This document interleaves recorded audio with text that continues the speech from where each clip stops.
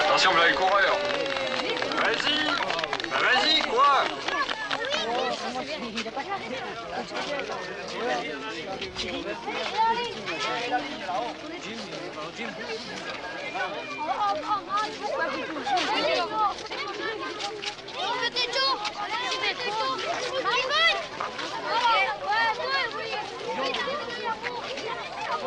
c'est qui est en avant, là-bas? Tiens, tiens.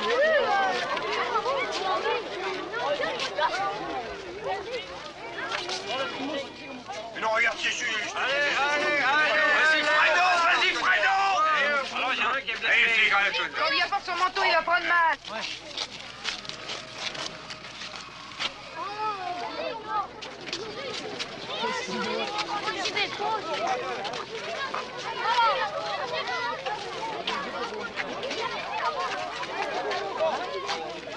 Vous savez là où à pied? Au seuil de l'Amérique, dans un archipel qu'un marin inconnu baptisa Saint-Pierre et Miquelon, 4000 Français vont célébrer la prise de la Bastille. Nous sommes à 2400 milles de Brest, où il pleut sans doute aujourd'hui. À Saint-Pierre, la brume est de rigueur.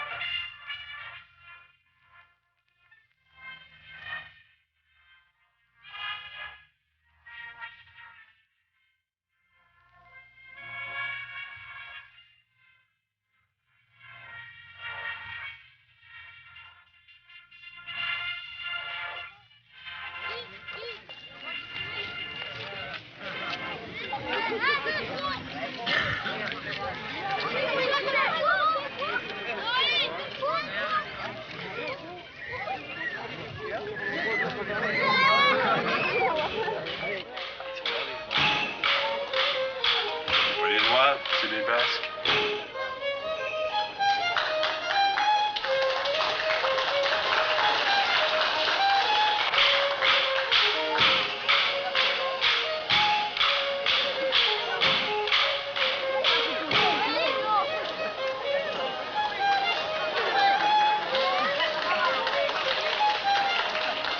T'aurais qu'Alfred, il pratique sous sa femme. Ben, on dirait.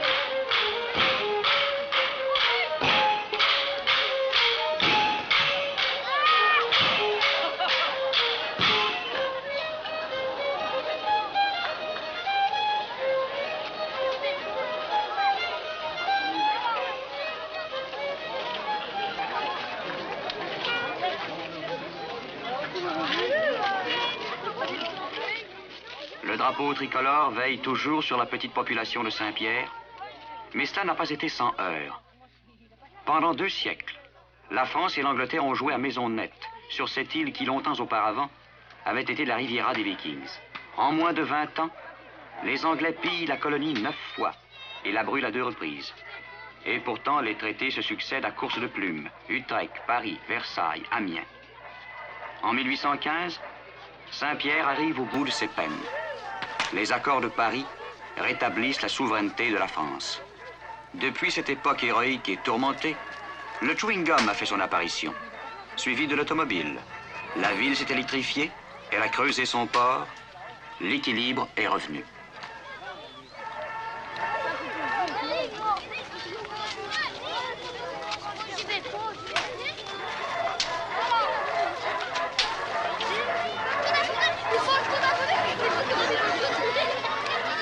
Allez, ça va comme ça.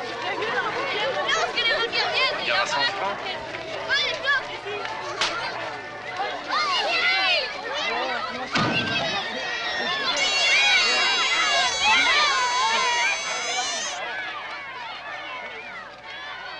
Basques, Bretons, Normands, Acadiens et Terre-Neuviens se sont donné la main et la population s'est multipliée. Sensible à cette harmonie fructueuse, l'Académie française décerna même en 1938 à une famille de 9 enfants une récompense que l'on désigna pudiquement sous le nom de prix de vertu. Le Canada,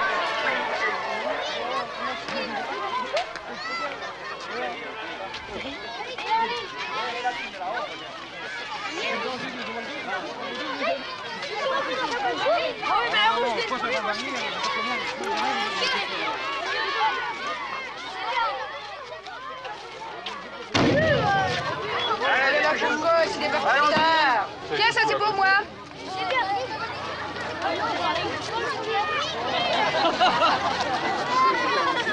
Le mec, il va la casser.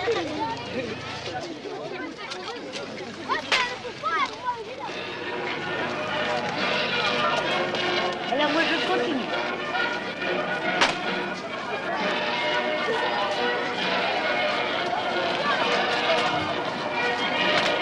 Non, papa, il y en a pris un pour moi l'an dernier.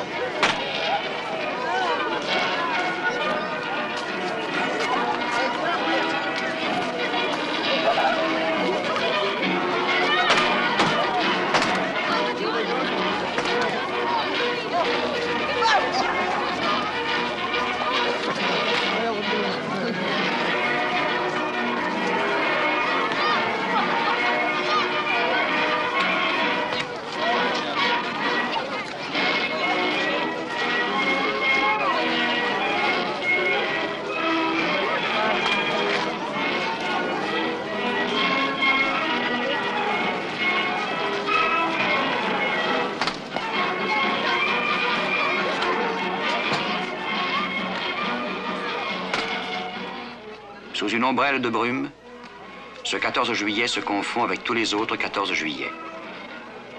Ce sont les mêmes gens réunis sur la même place, dont l'écriteau jalonne avec fidélité les événements politiques de la métropole.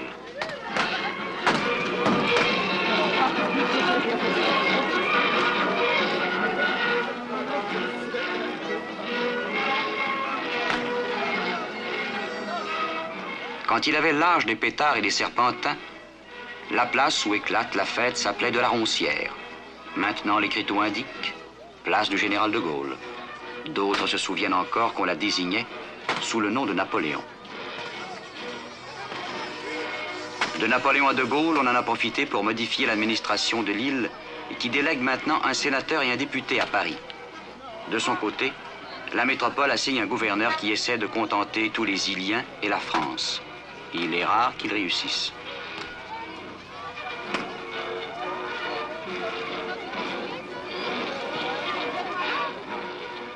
De Napoléon à de Gaulle, on a aussi fait quelques guerres, auxquelles ont participé courageusement des centaines de Saint-Pierrais. La mère de monsieur Beaufort était une Acadienne mariée avec un Basque.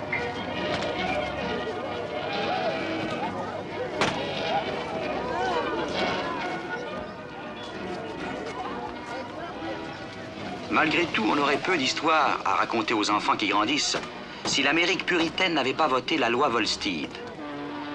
Un matin de 1929, le continent voisin décide de proscrire chez lui la vente des spiritueux. C'est alors que les vignobles de France et les distilleries écossaises entreprennent à petite vapeur le voyage vers l'archipel. Sur son caillou boréal, Saint-Pierre devient barman de l'Amérique.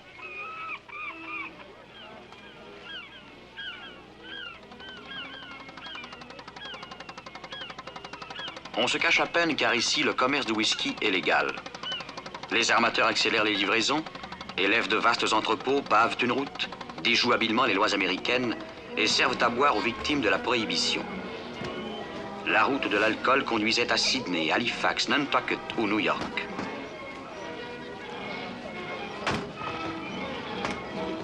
La prospérité ne fut pas égale pour chacun, mais rares sont ceux qui n'en profitèrent pas du tout.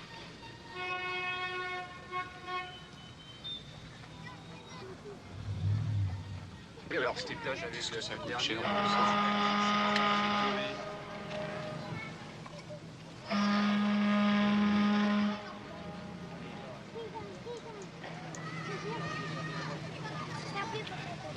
Quatre ans plus tard, la fête tire déjà à sa fin.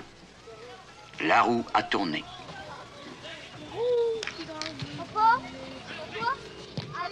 Les marins d'eau-de-vie reprennent leurs occupations de jadis. Ils redeviennent pêcheurs, fonctionnaires ou artisans. L'Amérique, elle, nourrit toujours la légende d'une sorte de paradis de la fine Champagne, situé quelque part près du 46e degré de latitude nord. Mais à Saint-Pierre, les aventures pétillantes de cette ruée vers l'or se sont ternies. Et il reste le souvenir vague d'une vie plus aisée, d'un Klondike disparu.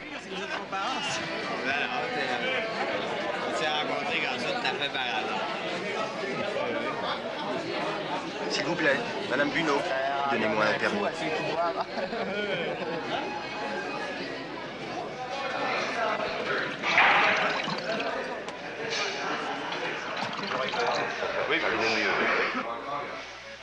Est-ce que les gens ont fait beaucoup d'argent pendant la Prohibition? Ben, ceux qui naviguaient, oui. Ceux qui naviguaient gagnaient beaucoup d'argent. Ceux qui naviguaient gagnaient beaucoup d'argent. Mais ici à terre, ils ne gagnaient pas grand-chose. Personne? Ici à terre, non, ils gagnaient quoi? 50 francs par jour, c'est pas ça? Oui, à l'époque, ça faisait 2 dollars par jour, 2 dollars. Et ceux qui naviguaient? Oh ben là, il n'y a plus de limite. Comment ça marchait pour le salaire? Ben, c'est comme je vous dis, le salaire était un marin, quoi. Un marin, c'est 75 dollars par mois, salaire fixe. Salaire fixe. 75 dollars. Le cuisinier, 125. 125. Et en général, le cuisinier, souvent, il faisait le second en même temps. C'était le même prix. Deuxième mécanicien, 150. Et le chef mécanicien, 225. Mais ça, c'était salaire fixe. Salaire fixe, vous savez. Qui assurait ça tous les mois. Maintenant, si vous faites 10 voyages dans le mois, 10 voyages, ça vous fait 10 fois votre paye plus votre salaire fixe. Tout cet argent, qu'est-ce que vous en avez fait? À la fondue. À la fondue, qu'est-ce que vous voulez que je vous dise? À la fondue.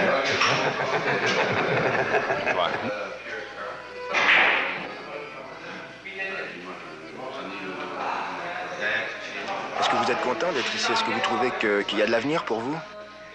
Non, ici, il n'y a pas d'avenir. Pas d'avenir du tout.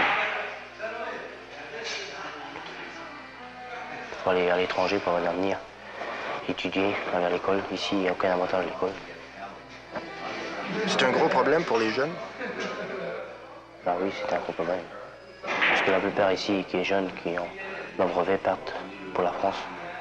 Pour avoir les cours de marine, électricien, ou n'importe quel métier. Qu'est-ce que ça représente pour vous, Saint-Pierre? Une île déserte, un caillou. Vous voyez toujours la même chose. Si vous sortez, c'est pour aller au Select ou au Joinville. Oh oui, c'est monotone.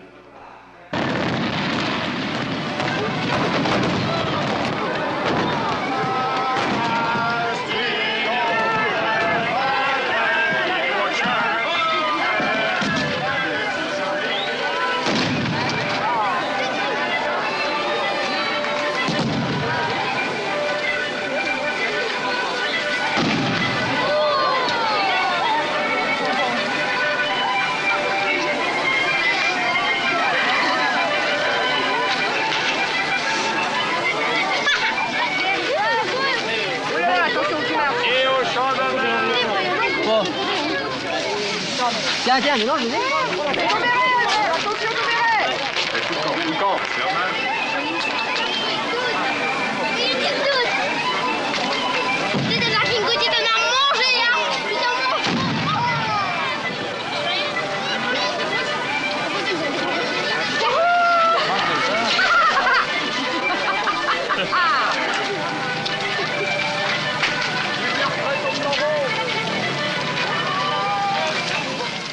Pour ces 4000 Français du continent américain, la France est un livre d'histoire, un manuel scolaire. La patrie, c'est un archipel de 240 km² où la hiérarchie commence à son Excellence Monsieur le Gouverneur, passant par Monsieur le Maire et Monsieur le Président du nouveau syndicat d'initiative, jusqu'à Monsieur le Grand Artificier. La tâche de ce dernier consiste à raviver chaque année le feu de la République. Ce protocole strict et un peu vieillot a résisté mieux que la Bastille aux assauts des citoyens.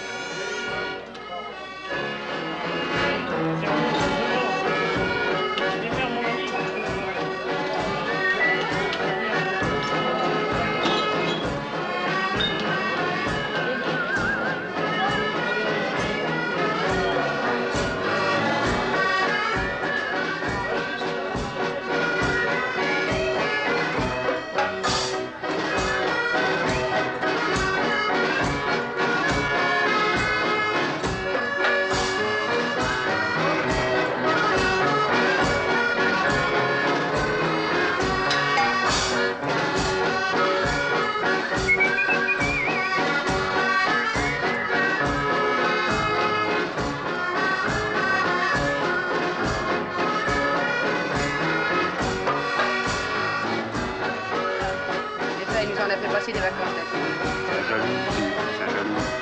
ah bah non, moi je le connais, il est pas mal.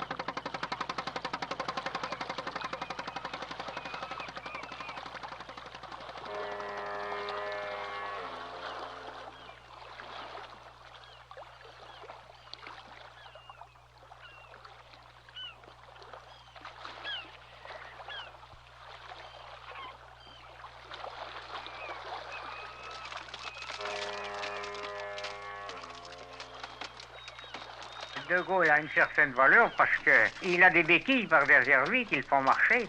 Il a un tas de gens dans le ministère qui sont des gens, mais lui, j'en ai toujours fait un brave homme. Un homme religieux, puis consciencieux.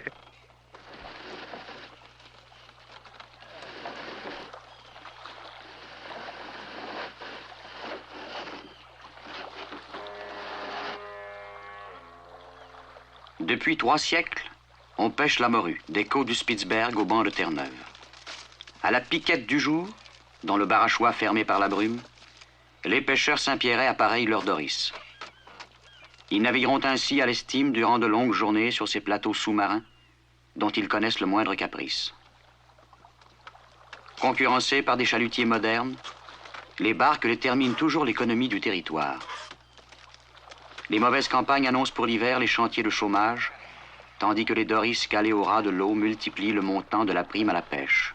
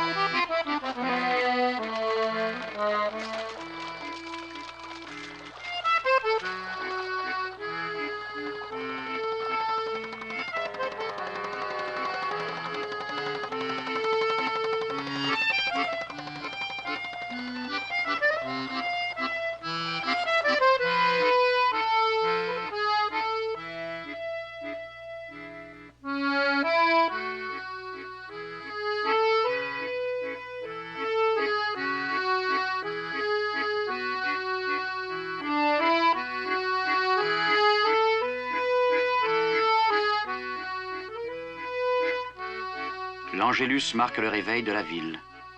Une ville de bois monochrome qui s'étage le long des mornes couverts de sphènes. Les commerces, les ateliers, le frigorifique grugent à la conversation quelques heures chaque jour. Sur la place, la fête que l'on ramasse à la pelle continuera durant quelque temps d'animer des discussions. À 2400 milles de distance, dans un décor qui pourrait être celui de Brest, une discussion s'engage que l'on pourrait peut-être entendre à Brest. Tous les Français de France, on les estime, seulement, regardez, la France a perdu l'Indochine, le Maroc, la Tunisie. Eh bien, pourquoi? Par un tas de fonctionnaires qui sont crus des êtres supérieurs et puis qui ont cru qu'ils allaient dans les colonies civiliser des nègres et des sauvages. On n'en veut pas à la France comme des malfaiteurs, ça. Seulement, si vous avez 400 ou 500 fonctionnaires pour 5000 habitants. Hein? Et ainsi de suite.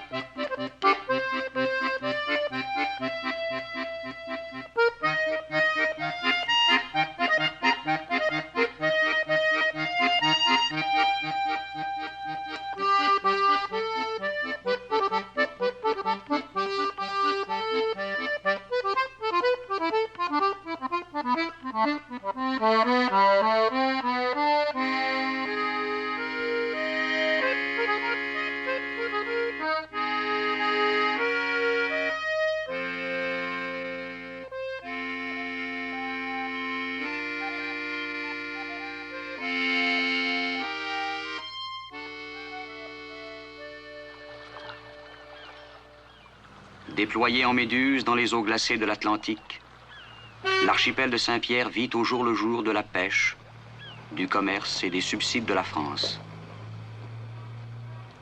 Avec un étrange acharnement, les Saint-Pierrais s'agrippent à ce rocher morne et désolé, dont on ne sait plus très bien quelle importance il a.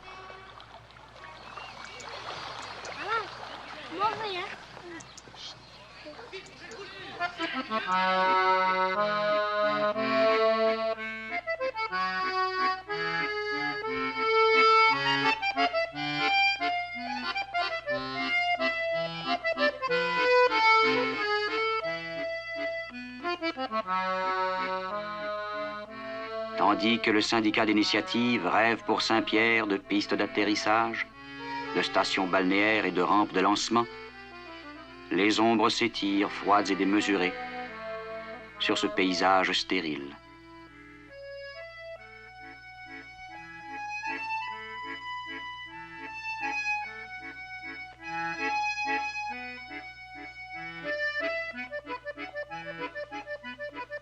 pays neuf aux mythes anciens.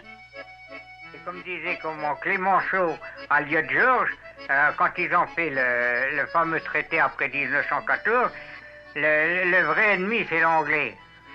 Et puis alors, Saint-Pierre-et-Miquelon, c'est un petit caillou dans leur jardin.